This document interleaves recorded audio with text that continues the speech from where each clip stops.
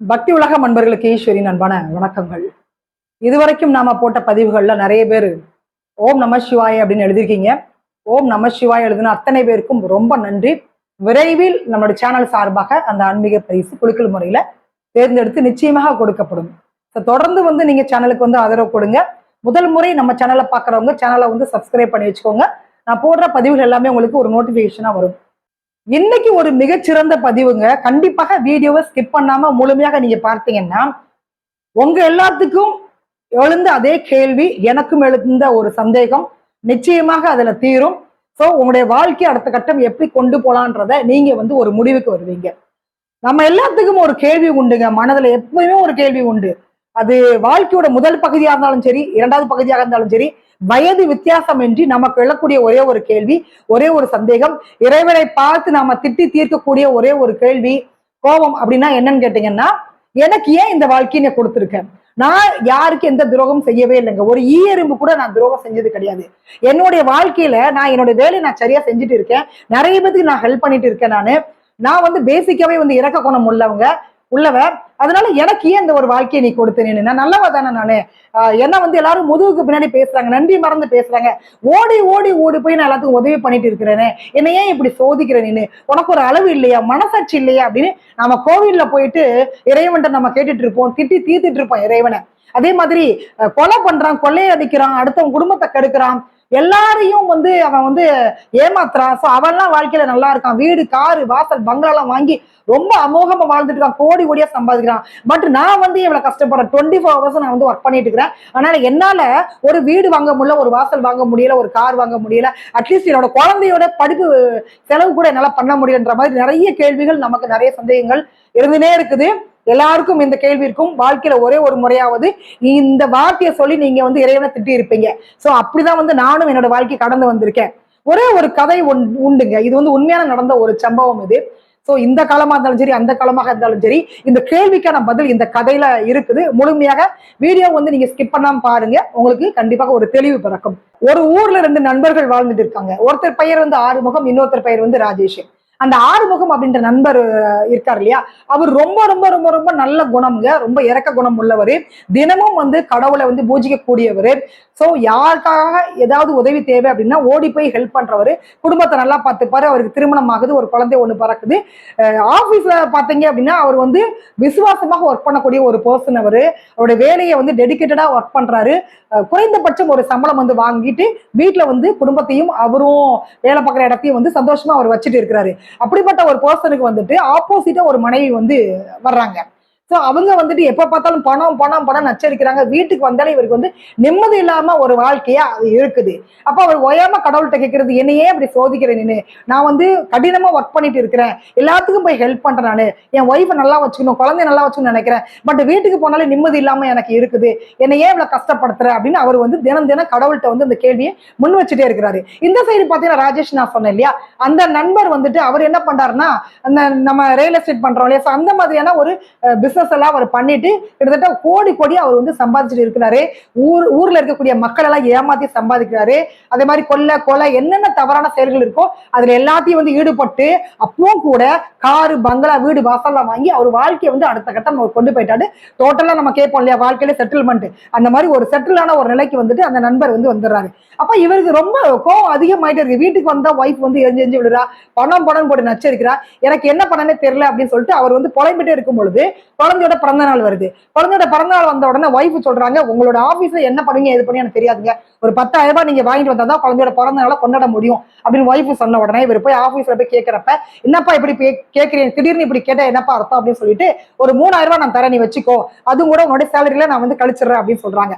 So 3,000 வாங்கிட்டு இவர் வீட்டுக்கு வரும்பொழுது ஒய்ஃப் அவ்வளவுதான், இவர் தூக்கப்பட்டு சாவர அளவுக்கு கேள்வி கேட்கிறாங்க. பயங்கரமா சண்டை ஆயிடுது. இவர் என்ன பண்றாரு, எனக்கு குடும்பமே எனக்கு வேணாம் சொல்லிட்டு வெளியில மலை மேல ஏறி அவர் குதிக்கிறாரு. குதிச்சப்ப அப்ப கூட அவர் சாகவே இல்லைங்க. ஒரு கரம் அவர் தாங்கி பிடிக்குது. அப்ப அவருக்கு என்னடா இது, நம்ம குதிச்சுட்டோம் ஆனா இன்னும் சாகல போல அப்படின்றப்ப கடவுள் நேரடியாக காட்சி கொடுக்கிறாரு. காட்சி கொடுத்து என்ன சொல்றாருன்னா, கடவுள் வந்து கேட்கிறாரு, ஏன் இப்படி ஒரு தவறான முடிவு எடுத்தனப்ப அவரு சொல்றாரு, என்னையே நீ காப்பாத்துன, நான் வந்து வாழ்க்கையில எவ்வளவு கஷ்டப்பட்டிருக்கேன் தெரியுமா, உன தினம் தினம் தினம் நான் வந்து கும்பிட்டுட்டு இருக்கேன், வழிபட்டுட்டு இருக்கிறேன், எல்லாத்துக்கும் நல்லதுதான் செய்யறேன், எல்லாத்துக்கும் நல்லதை நினைக்கிறேன், ஆனா எனக்கு ஒரு நல்ல வைஃபை நீ கொடுக்கவே இல்லை, நல்ல குடும்பத்தை கொடுக்கல, நல்ல ஒரு வேலையை வருமானத்தை நீ கொடுக்கல, நான் சாகணும், இந்த உலகத்துல நான் வாழவே கூடாது அப்படின்னு அவர் சொல்றாரு. அதே நேரத்துல வந்து என்ன சொல்றாரு, என்னோட நண்பர் எனக்கு ஆப்போசிட் அப்படி இருக்கிறான், ஊரை ஏமாத்துறான், கொலை பண்றான், கொள்ளையடிக்கிறான், என்னென்னமோ பண்றான், இன்னைக்கு வந்து கோடிக்கணக்கான ரூபாய் அவன் சம்பாதிச்சு அடுத்த கட்டம் வந்து அவன் போயிட்டான், அவன் நல்லா வாழ்ந்துட்டு இருக்கிறான். பட் வந்து நான் இன்னைக்கு இவ்வளவு கஷ்டப்பட்டு இருக்கேன், நான் இந்த உலகத்துல வாழவே கூடாது. ஆக மொத்தத்துல நல்லவங்களுக்கு இந்த உலகத்துல வாழ்க்கை கிடையாது, அவங்களுக்கு வந்து ஆயுட்காலமும் இருக்கக்கூடாது அப்படின்னு சொல்லிட்டு தான் அந்த முடிவை நான் எடுத்தேன்றாரு. அப்ப கடவுள் வந்துட்டு சொல்றாரு, நீ கேட்ட கேள்விக்கு எல்லாமே நான் ஒரே ஒரு பதில் சொல்றேன். அதாவது எனக்கு தெரியுது நீ என்ன வந்து வழிபடுற, எனக்கு நல்லா புரியுது, உன்னை நான் நல்லா வச்சிருக்கிறது வந்து என்னோட கடமை, அதை நான் செய்துதான் ஆகணும். ஆனாலும் கூட கர்மா என்பதை வந்து யாராலையும் தடுத்து நிறுத்த முடியாது. கர்ம வினை, போன ஜென்மத்துல நீ செய்த கர்ம வினை உன்னை இந்த ஜென்மத்துல ஃபாலோ பண்ணிட்டு இருக்குது. அதற்கான பலனை நீ அனுபவித்து ஆக வேண்டும், வேற வழியே இல்லை. அதனால இத்தனை காலமும், அதாவது முதல் பாகம் இரண்டாம் பாகம் என்று வாழ்க்கையை பிரிப்பாங்க.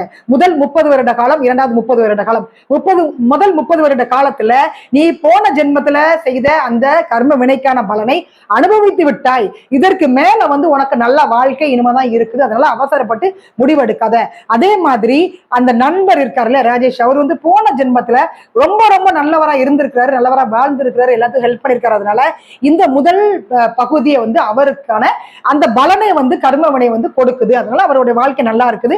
இப்ப பண்ணின பாவத்துக்கான பரிகாரத்தை, அந்த அந்த தண்டனையை வந்து இனிமேதான் வந்து அவர் அனுபவிக்க போறாரு அப்படின்னு சொல்லி கடவுள் வந்து மறைகிறாரு.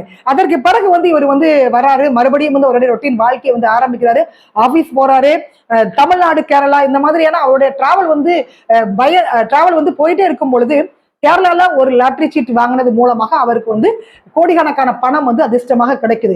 லாட்ரி சீட் வாங்குறது தவறா சரியான்றதை நம்ம அந்த ஆர்குமெண்ட் போக வேண்டாம். கேரளால அந்த லாட்ரி சீட் இன்னைக்கும் வந்து ரன் ஆயிட்டு தான் இருக்கு, தமிழ்நாட்டுல அது கிடையாது. பட் அந்த கதையில அப்படி வருது.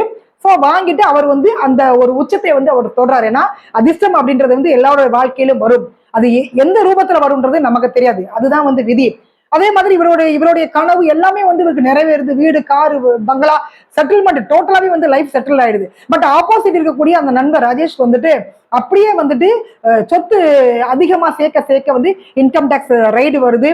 ஸோ அவருடைய சொத்துக்கள் எல்லாமே வந்துட்டு இதுக்கு சட்டத்துக்கு புறம்பாக சம்பாதித்து அப்படின்றதுனால அவரோட சொத்துக்களை வந்து அவங்க பறிமுதல் செய்யறாங்க கவர்மெண்ட். ஸோ அதற்கான பனிஷ்மெண்ட்டை வந்து அவருக்கு வந்து கொடுக்குறாங்க. ஸோ இதுதான் வந்து கடவுள் வந்து இவருக்கு நேரடியாக வந்து காட்சி கொடுத்து சொன்ன ஒரு கதை இது. ஸோ இது இந்த காலகட்டத்திலையும் நடந்துட்டு தான் இருக்குதுங்க. இது கதையாக இருந்தாலும் இந்த காலகட்டத்திலையும் இது நடந்து கொண்டு இருக்கிறது. நாம வந்து நீண்ட நாளா கேட்ட கேள்விக்கு இதுதான் பதில்.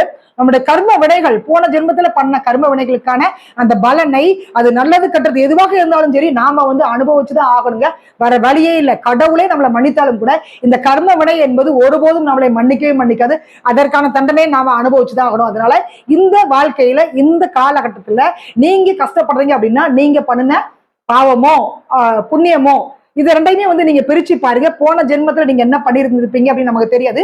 சோ அந்த ஜென்மத்துக்கான ஒரு கர்மமணி தான் இப்ப தொடருது. அதனால நீங்க கவலையே படாதீங்க. அது வந்து எந்த அளவுக்கு எந்த காலகட்டம் வரைக்கும் போகுமோ போயிட்டு அதோடைய பலன் முடிவடையும் பொழுது உங்களுடைய வாழ்க்கை வந்து மிக வெளிச்சமாக மாறும், பிரகாசமாக மாறும்.